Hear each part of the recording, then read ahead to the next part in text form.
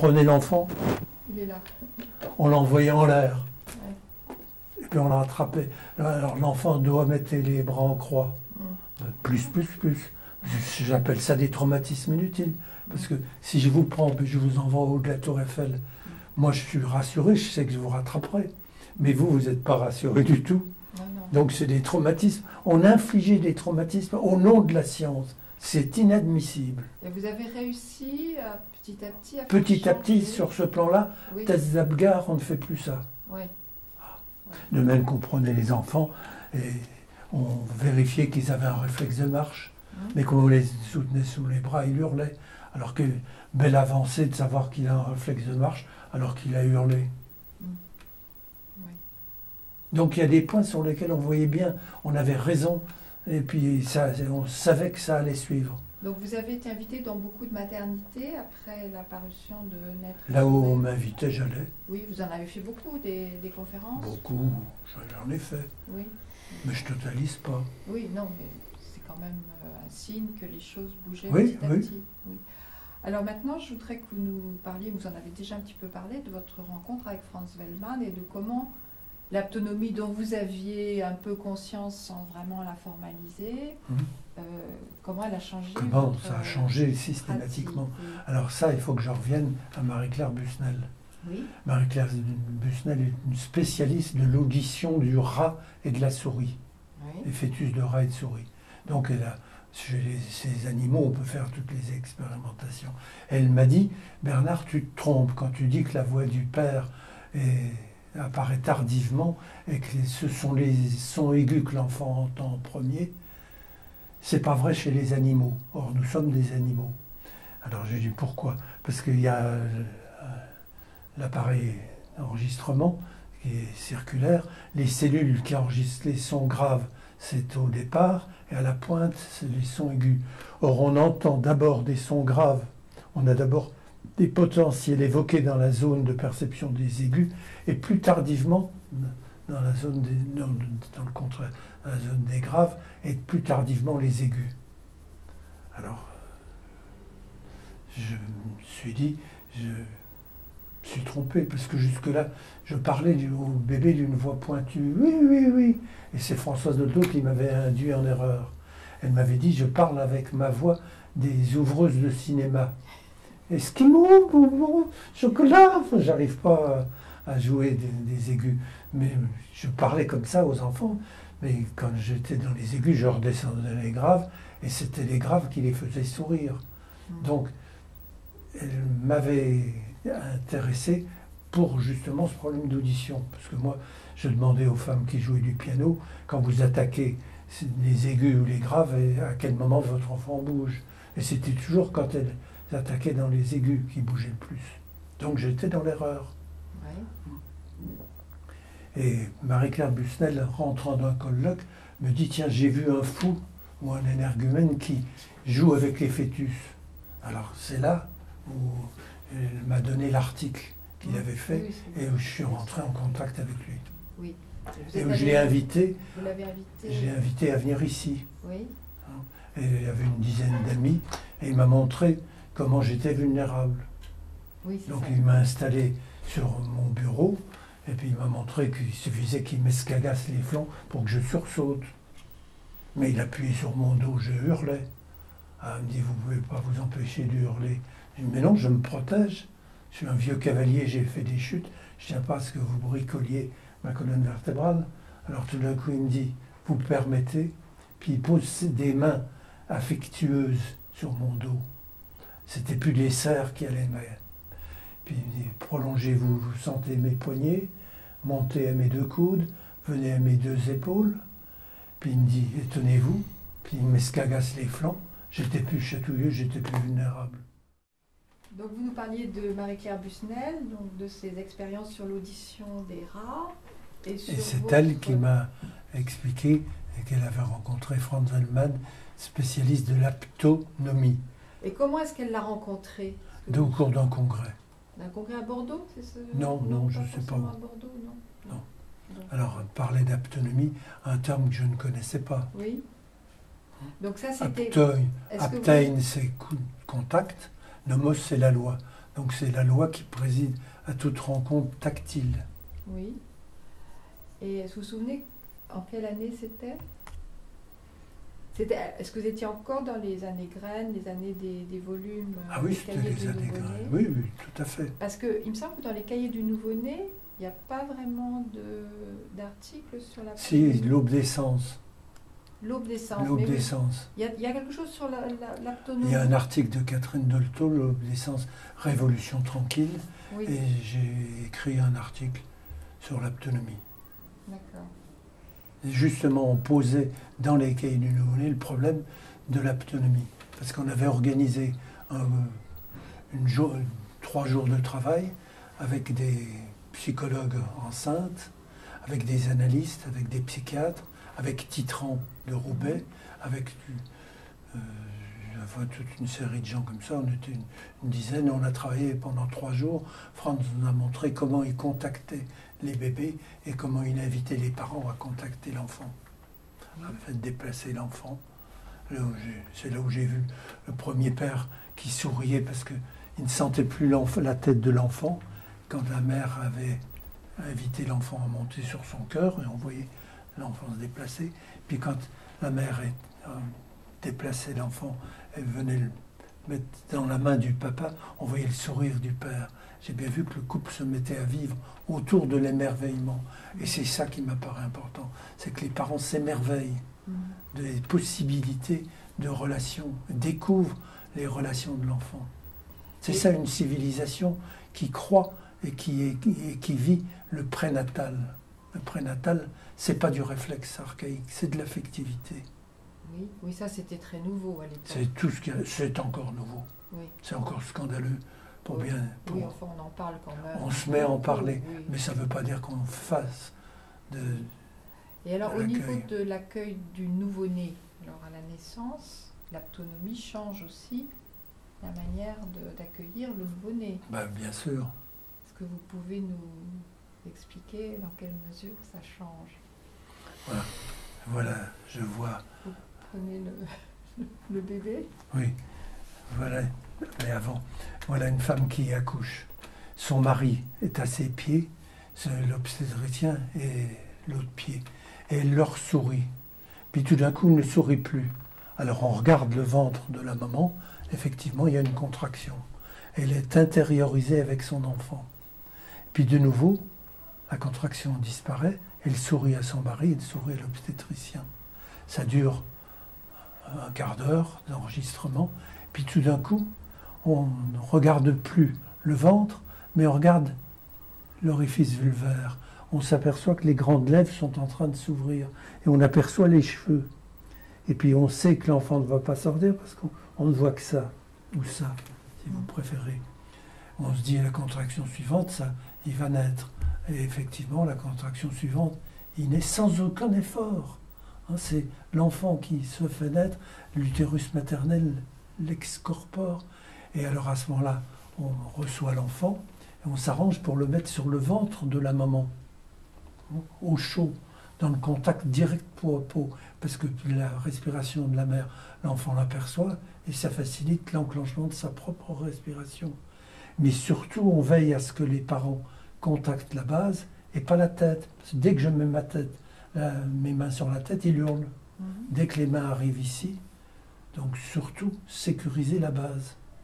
Et pourquoi? Alors ça, il faut que je vous l'explique. La dure-mère, qui est le sac dans lequel se trouve le liquide céphalorachidien, dans lequel baigne notre masse cérébrospinale, la dure-mère s'insère sur le sacrum ici. Donc chaque fois qu'il y a un mouvement inspiratoire-expiratoire, ça tend un peu la dure-mère et le liquide descend. D'ailleurs, comme il y a une fontanelle, on ne voit pas la fontanelle bomber quand il criait, on voit la fontanelle qui se creuse. Et en même temps, on sent l'apaisement de l'enfant. C'est le liquide céphalorachidien qui est descendu. Alors ça, c'est les ostéopathes qui nous expliquent ça. Mais c'est essentiel. Respecter la sécurité de base. Quand je l'écrivais et je le demandais, je ne savais pas tout ça. C'est depuis. Alors, l'aptonomie respecte tout ça. Mais non seulement respecte le peau à peau maman, mais elle introduit le père comme indispensable. La mère ne peut pas se séparer de son enfant. D'où l'utilité de la main du père qui vient prendre l'enfant et puis qui verticalise l'enfant et lui donne la base, mais il lui donne l'ouverture au monde. C'est-à-dire que même un nouveau-né peut se tenir comme ça, droit assis si sur je la me main prolonge. du père. Mais Il bien peut sûr, tenir sa tête. il tient sa tête parfaitement droite. Si vous parlez, il se tourne tout de suite pour regarder la personne qui parle. Et si la personne s'incline devant lui en lui parlant le prénommant, il sourit tout de suite à cette personne. Il est souverain. C'est un petit roi, sans aucune angoisse, puisque vous sécurisez la base.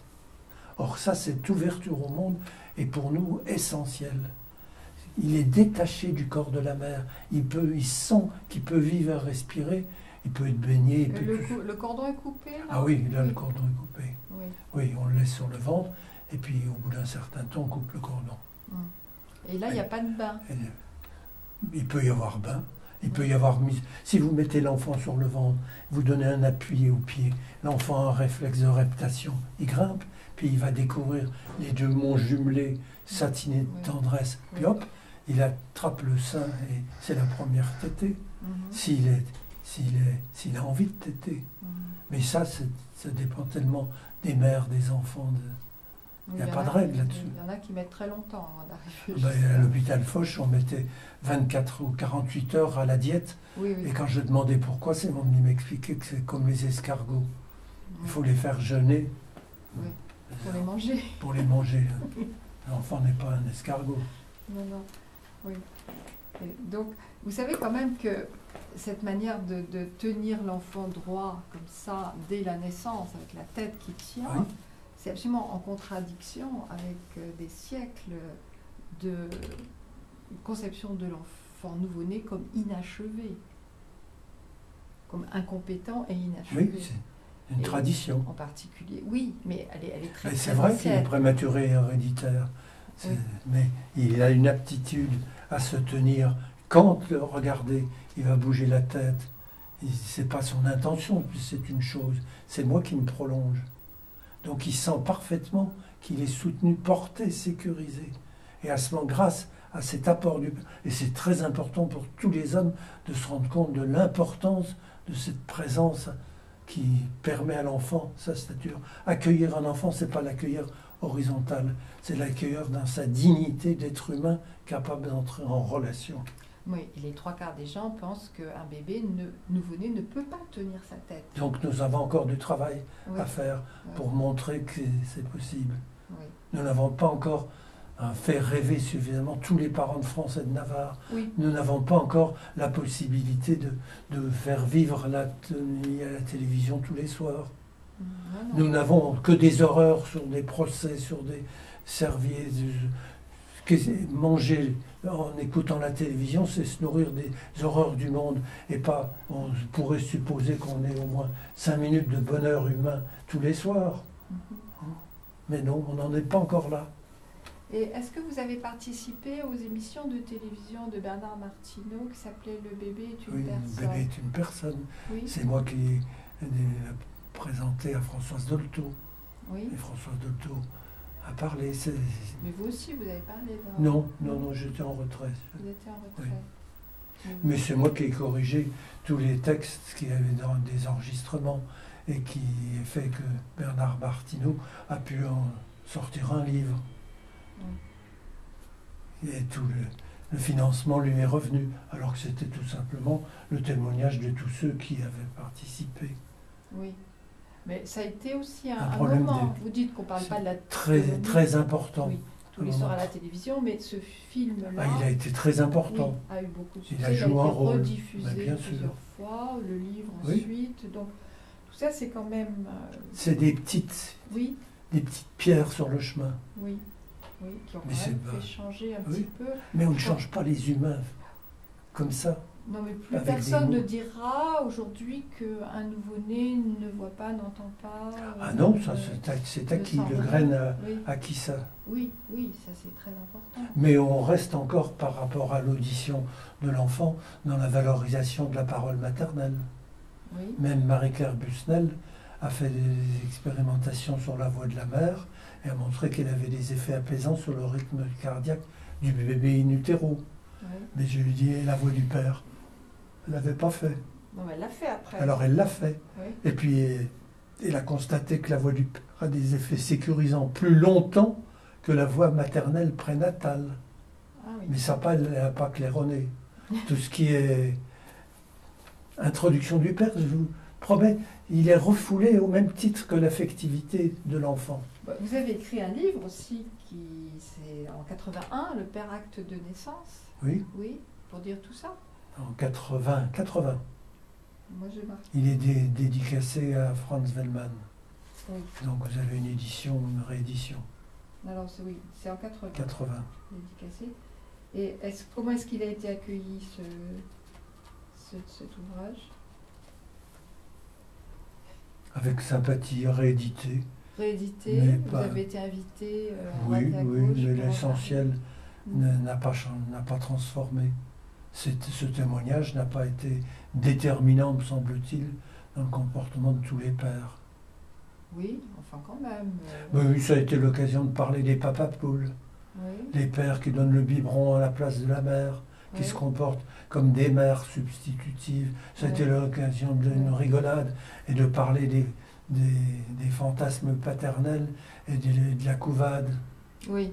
Les journalistes ont ridiculisé les pères Oui, grâce à ce cet ouvrage. à ce mouvement. Oui, et donc. Donc j'en suis pas tellement fier. Vous n'êtes pas tellement fier. Puis il y a eu des films, Trois bébés, un couffin. Oui, 3 hommes et un couffin. Oui. Oui. Oui.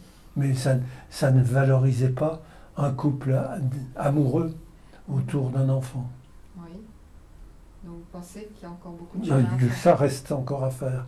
Ouais. Et puis ce qui reste à faire, c'est que si on continue à mettre au monde des enfants et des familles nombreuses, au rythme actuel de progression, nous étions 5 milliards il y a peu de temps, nous serons 6 milliards. Calculé à ce même rythme dans 20 ans, c'est pas 6 milliards, c'est 12 milliards.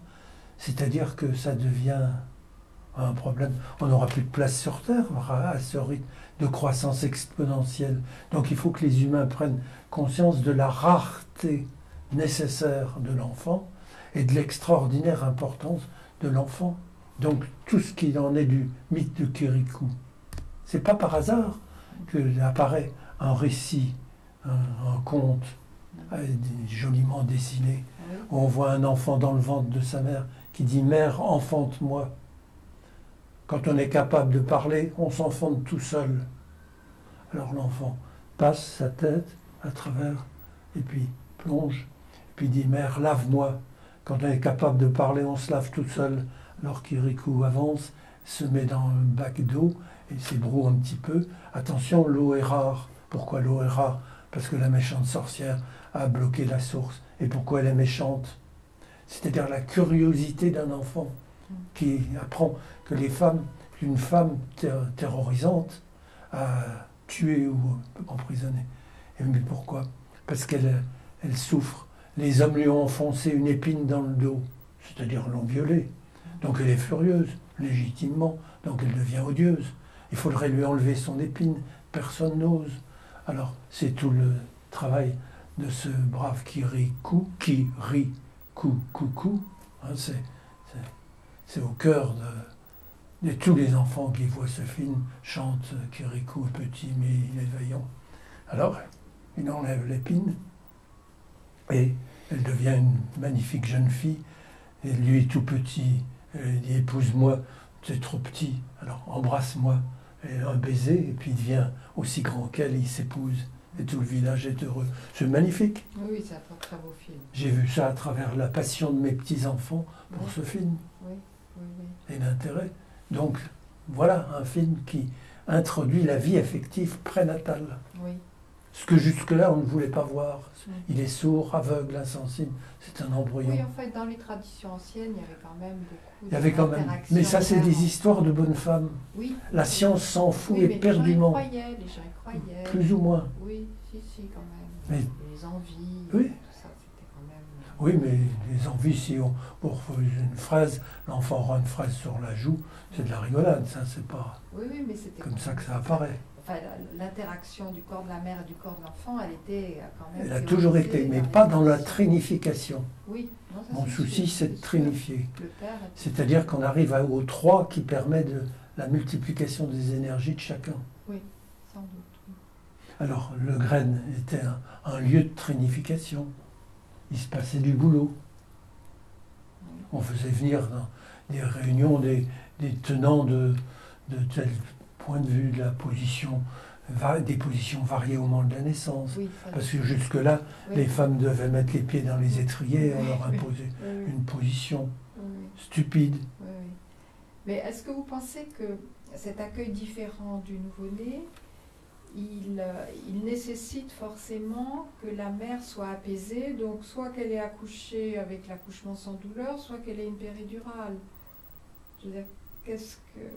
Ça suppose une mère calme, Oui, apaisée, détendue. tranquille, confiante, Oui, qui sache où elle va, ce qu'elle peut faire, et qui compte sur son homme, oui. qu'elle Alors, puisse se prolonger chez lui, en Oui. même temps qu'il se prolonge chez elle et chez alors ça l'enfant. veut dire quoi dans les conditions Des couples d'accouchement? vivants Oui, mais pas seulement. et aimants. Dans les conditions médicales de l'accouchement. Ah ben ça c'est-à-dire- suppose que le quatrième terme, que l'obstétricien ne soit pas à la place du père Mhm. pour chauffer la colle, Oui. de transfert pour avoir un bon accouchement sans douleur, mais soit à place de quatrième au service de la trinité familiale. Ça suppose qu'il sache s'effacer. Tant qu'un médecin se trouve, ou une sage-femme se trouve dans la pièce où une femme est avec son enfant, on n'entend jamais ce qu'on entend quand ils sont seuls. Parce que quand c'est dans l'intimité de la relation, c'est ouvre tes petits yeux qui riment avec les cieux. Mais oui, c'est le sourire qui apparaît. Jamais une mère ne se penche et un père ne se penche sur leur enfant. C'est la chose qu'on déplace. Oui. Et c'est encore comme ça dans les maternités. On me dit, Étienne Herbinet le dit, ça, la nécessité de s'effacer. oui, mais bien sûr. Oui, parce que c'est effectivement l'apport du grain, mais est-ce que effectivement tous les obstétriciens ou même Non. toutes les sages-femmes ne l'ont pas Non. compris, hein? Non, l'autonomie n'existe pas dans les maternités, dans les écoles de formation de sages-femmes. Nous Il y commençons en a à qui avoir se forment, quelques... il y en a Elles qui se sont forment, intéressées. mais pas les directrices Oui. qui sont Ouais. responsables de la formation. On est en retard. C'est monstrueux. Il y a quand même un certain nombre de maternités où l'autonomie est pratiquée. Oh, mal. Pas beaucoup. Mais Je est-ce trouve que que- tu ne crois pas que les aptonomistes eux-mêmes, et le fondateur même de l'aptonomie, a quelques responsabilités dans l'absence de diffusion? Peut-être, mais c'est leur limite. C'est tout être humain a des limites entre ce qu'il faudrait faire et C'est ce qu'on ça. fait. C'est ça. Voilà, donc ça correspond Non, mais quand même aussi. c'est une telle révolution, faisant confiance à l'avenir, à nos Bien concitoyens, sûr, à bien nos sûr, amis, bien à sûr, nos bien sûr. proches. Oui, bien sûr. Ça ne s'improvise pas. Bien sûr. Et si ça s'improvise, on fait du bricolage. Et autre question, en insistant sur le père, on en comprend bien toute la signification et toute la portée, mais elle arrive à un moment où est remis en cause le statut de l'homme, c'est-à-dire dans des sociétés où l'homme était dominant, ce qu'on appelle le patriarcat, la domination masculine. Et cette Oui. remise en cause, aujourd'hui, bouleverse de façon Ben, le assez patriarcat protestant, fondamentale. on n'est plus dans une civilisation. Ce genre, on me posait l'enfant sur le sol, c'était l'humiposition. Et c'est le père qui Non, le prenait. non, c'était pas le père. Ou la sage-femme. C'était la Ou la sage-femme qui le sage-femme. relevait, Oui. qui regardait si son corps était parfait, Oui. s'il n'était pas... Et s'il n'était pas parfait, Défectueux. s'il y avait une malformation, Oui. c'était un signe qu'il y avait une faute qui avait été Oui. commise, soit dans la famille du roi, soit dans la société, soit dans la famille de cet enfant. Et il fallait d'abord faire un sacrifice au Dieu pour ça. Donc il avait le droit de vie et de mort. Oui, oui. Mais aujourd'hui, c'est vrai que Paul a raison, il y a quand même il y a Ah un ben. effacement du rôle du père avec la montée quand même L'effacement, non. des femmes Il qui ne s'efface veulent pas. plus du père pour élever leur De ce enfant. père, ah oui. Mm. Oui. Il y a quand même, bon, comme il n'y a plus de stigmatisation de la parenté naturelle, beaucoup d'enfants Oui. naissent hors mariage Oui. et avec souvent des pères très peu présents. Et puis on fait tout pour qu'il foute le camp. Oui, oui, y compris les mères, oui. Ça, c'est... Y compris dans les lieux d'accueil, mère-enfant, Mhm. que nous organisons. Ouais. Alors que j'ai une amie spécialiste des problèmes d'autonomie qui a créé un lieu qui s'appelle Air de famille, dans lequel, dès qu'une femme est enceinte, elle est invitée à venir vivre et sentir, elle et son compagnon, et on fait de l'autonomie dès qu'ils sont introduits. Mhm. Ça fait des couples qui... C'est des femmes qui sont dans la rue. Oui, mais Bernard, les psys également Mais on peut- s'interrogent sur la place du père. Autrement dit, on voit bien qu'il y a un courant très contradictoire actuellement. Mais tant mieux si c'est un père qui domine et qui dit qui est-ce qui est le patron et qui tape sur la table comme un gorille. Oh, c'est pas un père, c'est une bête furieuse. Oui, mais pas seulement. Un père, si c'est tu pas peux- ça. Oui, Un père se réjouit de voir la relation de l'enfant avec sa femme, avec les amis de sa femme, avec les hommes, il se réjouit de cette sécurité dans laquelle se trouve l'enfant. Et il fait tout pour la croissance sécurisante et apaisée de son enfant. J'entends bien ton discours, y compris tout ce qu'il a de généreux, mais les couples eux-mêmes s'expriment pour faire part de leur souffrance. Alors, si on t'entend, tu serais pour une espèce de réconciliation autour de ce bébé, mais ce qui ne paraît pas aussi simple que ça. On voit bien non, que, c'est y pas compris ça. la grossesse, C'est elle pas ça. bouleverse. Mais Elle bien sûr. bouleverse le couple lui-même. Je sors pendant les vacances, j'ai vu une jeune femme que j'avais eue comme pendant les vacances qui était venue s'occuper de nos enfants. Donc je connais bien. Hein. Et elle a une amie, et pas un ami dans sa vie.